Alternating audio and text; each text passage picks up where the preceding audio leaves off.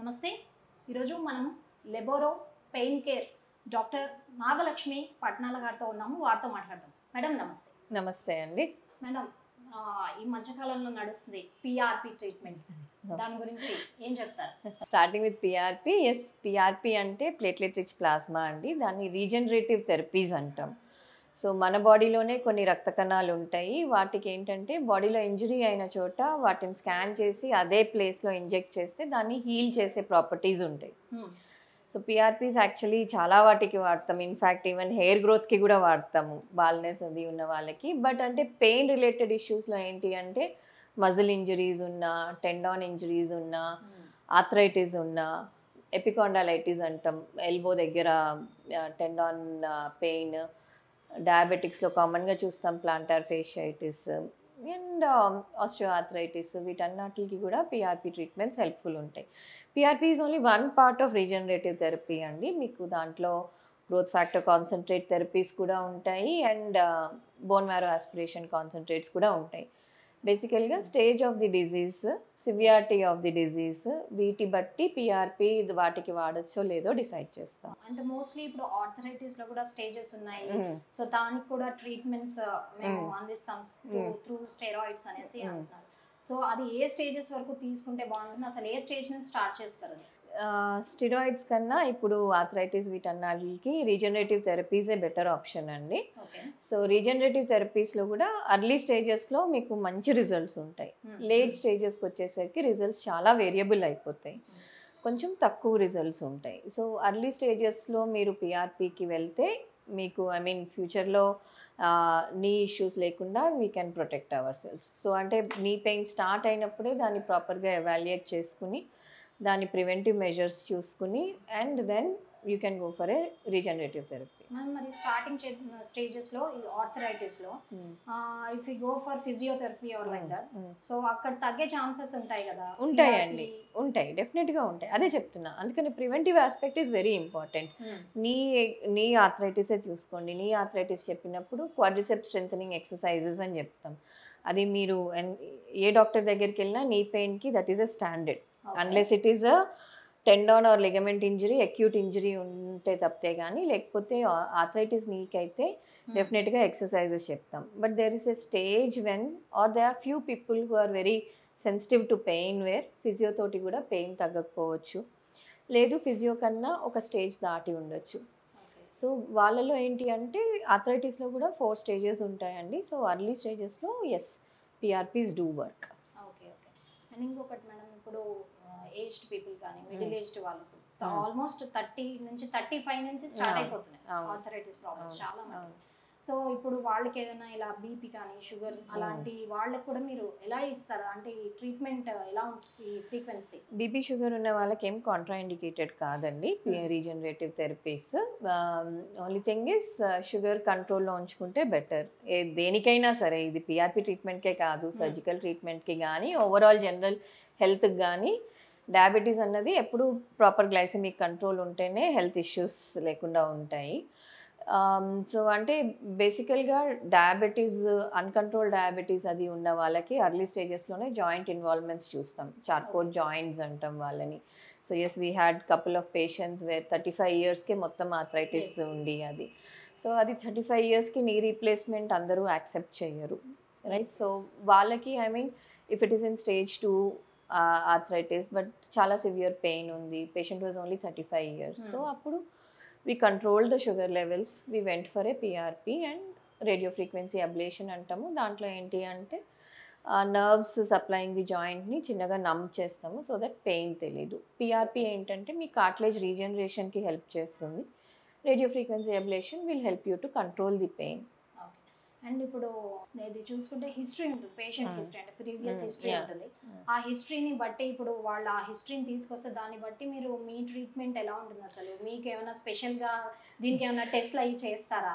Yes, అంటే patient history I take it on my own అండి. Patient complaints అన్ని కంపల్సరీగా విని క్లినికల్గా ఎగ్జామిన్ చేసుకుంటాం పేషెంట్ని. లైక్ నీ టెస్ట్లు వేరే ఉంటాయి, షోల్డర్ ఎగ్జామినేషన్ టెస్ట్ వేరే ఉంటాయి, బ్యాక్ కల్లా. సో పేషెంట్ని ఎగ్జామిన్ చేసుకున్న తర్వాత టెంటటివ్గా ఒక డయాగ్నోసిస్ వచ్చేస్తుంది. ఇప్పుడు షోల్డర్ పెయిన్తో వచ్చిన వాళ్ళకి అది లిగమెంట్ టేర్ ఉండొచ్చు, ఫ్రోజన్ షోల్డర్ ఉండొచ్చు. సో క్లినికల్గా ఎగ్జామిన్ చేసినప్పుడు ఒక టెంటేటివ్ డయాగ్నోసిస్ వస్తుంది.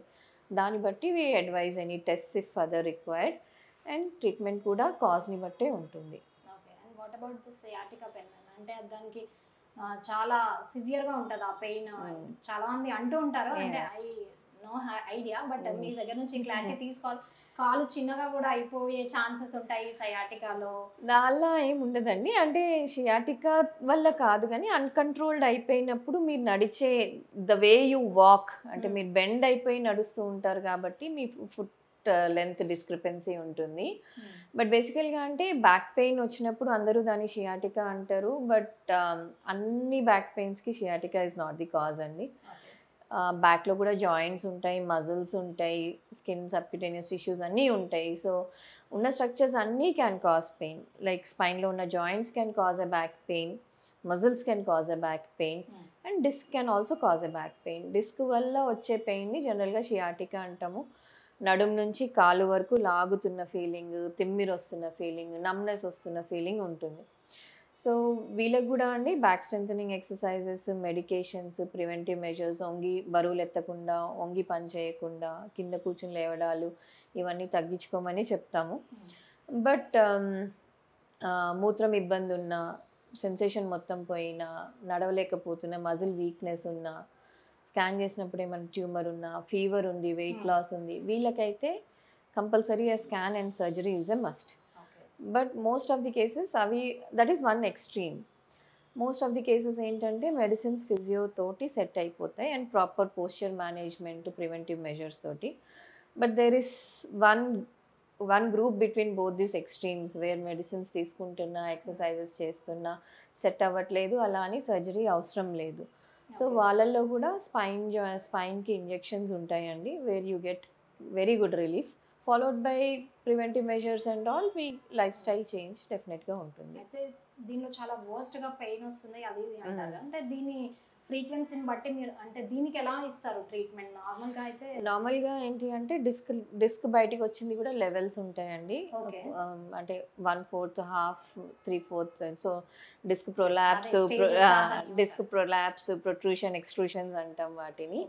సో ప్రొలాప్స్, వీటన్నాటి స్టేజెస్లో ఎస్ మేము చేసే spine injections work very well.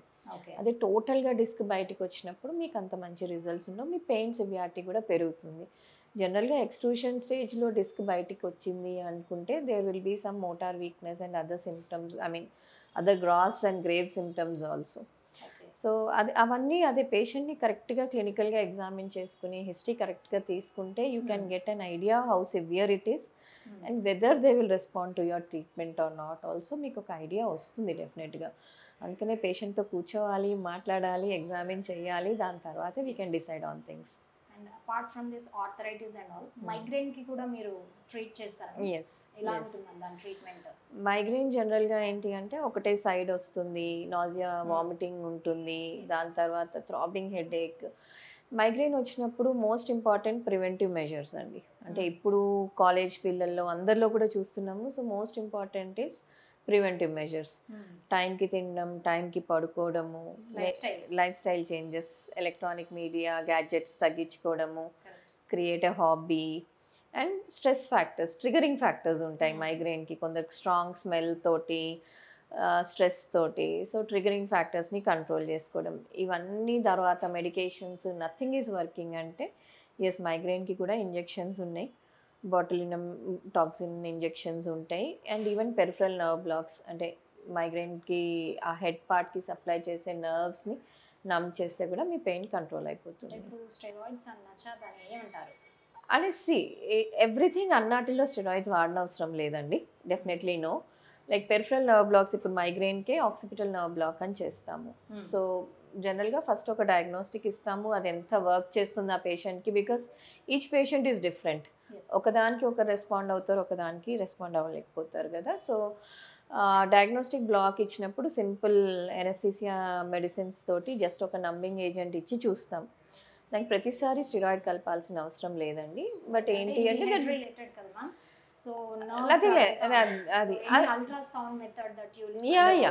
Everything irrespective of migraine or any procedure అండి, let it be any joint procedure, any regenerative therapy procedure, spine procedure, everything is done with real time imaging. అది x ray guided అన్నా కావచ్చు, ultrasound guided అన్నా కావచ్చు. Okay. So the risk has come down drastically చేసే procedures, because we're seeing what we're doing. కాబట్టి we know where we're depositing the drug or where we're doing the radio frequency ablation కానీ cryo కానీ ఎక్కడ చేస్తున్నామో లైవ్గా చూసి చేస్తున్నాం కాబట్టి risk has drastically come down.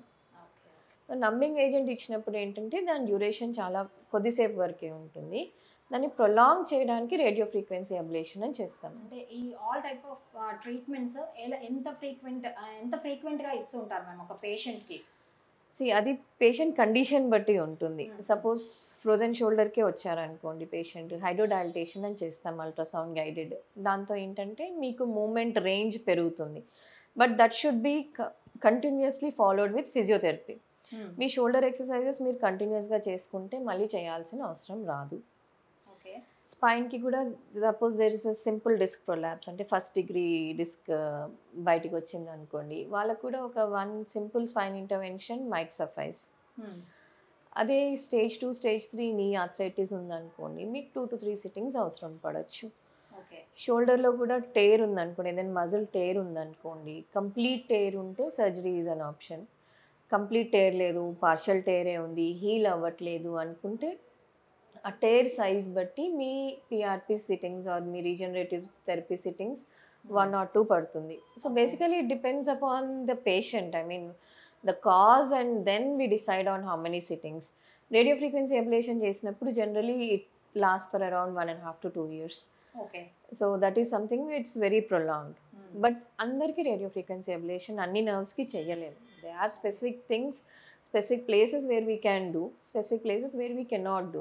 So avani it all depends. I mean minimum 3 to 6 months మీరు 3 to 6 months అనే కాదు, అదే అంటున్నా, పేషెంట్ కాజ్ బట్టి ఉంటుంది. చిన్న టేర్ ఉందనుకోండి, ఒక సింగిల్ పిఆర్పి సిట్టింగ్ తోటి life is సఫైస్డ్.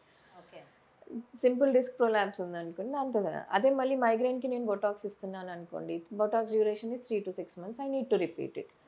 So patient condition, severity, ఆ డిజీజ్ పెథాలజీ ఎంత ఉంది దాన్ని బట్టి నెంబర్ ఆఫ్ సిట్టింగ్స్, ఏ ట్రీట్మెంట్ ఆప్ట్ చేస్తున్నాం దాన్ని బట్టి నెంబర్ ఆఫ్ సిట్టింగ్స్ ఉంటాయి. Ma'am what about sinus? అంటే సైనస్కి ట్రీట్మెంట్ ఉంటుంది ఇన్ ద సేమ్ వే, అంటే అది వర్స్ట్ అయిపోయిందంటే సర్జరీస్ వరకు వెళ్ళే ఛాన్సెస్ ఉంటాయి, కానీ సర్జరీ లేకుండా కూడా ట్రీట్మెంట్స్ వస్తున్నాయి కదా. సో సైనస్ రిలేటెడ్ అంటే హెడేక్ ఈస్ కామన్లీ, అంటే హెడేక్లో వన్ ఆఫ్ ది కాజెస్లో సైనస్ ఇన్ఫెక్షన్ చెప్తాము.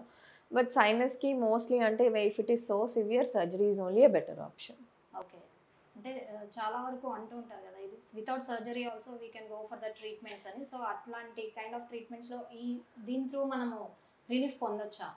అంటే అదే అంటున్నా, దీంట్లో మనం రిలీఫ్ పొందొచ్చు డెఫినెట్గా. బట్ ఏంటంటే దానికి కాస్ట్ ట్రీట్ చేస్తేనే దాన్ని పర్మనెంట్ రిలీఫ్. సో సైనస్ ఏమవుతుంది, జనరల్గా ఫేస్లో ఉండే సైనసెస్లో మొత్తం ఆ కఫం అది పెరిగిపోయి వస్తుంది. సో అది డ్రైన్ అవ్వాలి అంటే ఒట్టి మీరు పెయిన్ తగ్గిస్తే కాదు కదా. సో దాని draining procedures are totally different. అది మోస్ట్లీ సర్జికల్. సో దాన్ని డ్రైన్ చేస్తే ఆటోమేటిక్గా పెయిన్ తగ్గిపోతుంది. మనం వేరే ప్రొసీజర్స్తో పెయిన్ తగ్గించుకుని సైనస్ ప్రాబ్లమ్ని అగ్రవేట్ చేసుకోవాల్సిన అవసరం లేదు. మనం ఇప్పుడు నర్వ్స్ బ్లాక్ అవుతూ ఉంటాయి. సో ఈ సైనస్లో కూడా నర్వ్ బ్లాక్ అనేది మనం కన్సిడర్ చేయొచ్చు. అదే అంటున్నా, సైనస్లో కూడా మీకు పెయిన్ ఉంటుంది, హెడేక్ ఉంటుంది. సో నర్వ్ బ్లాక్తో మీ నొప్పి తగ్గుతుంది, బట్ మీ కాస్ట్ ట్రీట్ కాదు సైనస్. ఇఫ్ అంటే ఇన్ పర్టికులర్ సైనస్ గురించి మాట్లాడినప్పుడు మీ కాస్ట్ ట్రీట్ కాదు. ఆబ్వియస్గా మీ కాస్ట్ ట్రీట్ చేసేస్తే మీ పెయిన్ ఆటోమేటిక్గా తగ్గిపోతుంది కదా. వాట్ కైండ్ ఆఫ్ నర్వ్ బ్లాక్స్కి మీరు ట్రీట్మెంట్ అన్నారు కదా, నర్వ్ బ్లాక్స్ అంటే ఏంటి అసలు? అది చెప్తున్నా, బాడీలో ప్రతి sensation is carried by a nerve only to the brain. అది పెయిన్ కానివ్వండి, బర్నింగ్ కానివ్వండి, ఏదైనా it is carried by the nerve to the brain. So nerve blocks అని చెప్పినప్పుడు ఏంటి అంటే జస్ట్ మీకు ఎక్కడైతే పెయిన్ ఉందో ఆ పార్ట్కి సప్లై చేసే నర్వ్ని నంబ్ చేస్తాం. సో దట్ పేషెంట్కి ఆ పెయిన్ సెన్సేషన్ బ్రెయిన్ వరకు వెళ్ళకుండా, సో పెయిన్ ఎక్స్పీరియన్స్ కాకుండా చేస్తాం. That's the only thing. Otherwise nerve function intact ఉంటుంది, దాని పని అది చేసుకుంటూ పోతుంది, నొప్పి ఒక్కటే మీకు తెలియదు. What about the spine and all spine related? Spine రిలేటెడ్లో కూడా అదే లైక్ ఇప్పుడు నేను చెప్పినట్టు స్పాండిలైటిస్ ఉంటుంది, స్పైన్ రిలేటెడ్ అని. సో యా సర్వైకల్ స్పాండిలైటిస్ కావచ్చు. సర్వైకల్ స్పాండిలైటిస్లో కూడా జాయింట్ ఇష్యూస్ ఉంటాయి. సో జాయింట్ అంటే మెడలో సర్వైకల్ వర్టిబ్రా మధ్యలో కూడా జాయింట్స్ ఉంటాయి. ఆ జాయింట్స్ ఉన్నప్పుడు వాటికి వేరే ప్రొసీజర్స్ ఉంటాయి. అదే మీకు డిస్క్ బయటకు వచ్చి చెయ్యంతా తిమ్మి రావడం ఇది ఉన్నప్పుడు డిఫరెంట్ ప్రొసీజర్స్ ఉంటాయి. బట్ అది బ్యాక్ కానివ్వండి, నెక్ కానివ్వండి, ఎక్కడైతే మీకు మజిల్ వీక్నెస్ వచ్చిందో, సెన్సేషన్ మొత్తం తగ్గిపోయిందో, బోన్ అలైన్మెంట్ మారింది, ఇట్లాంటప్పుడు surgery is definitely a better option.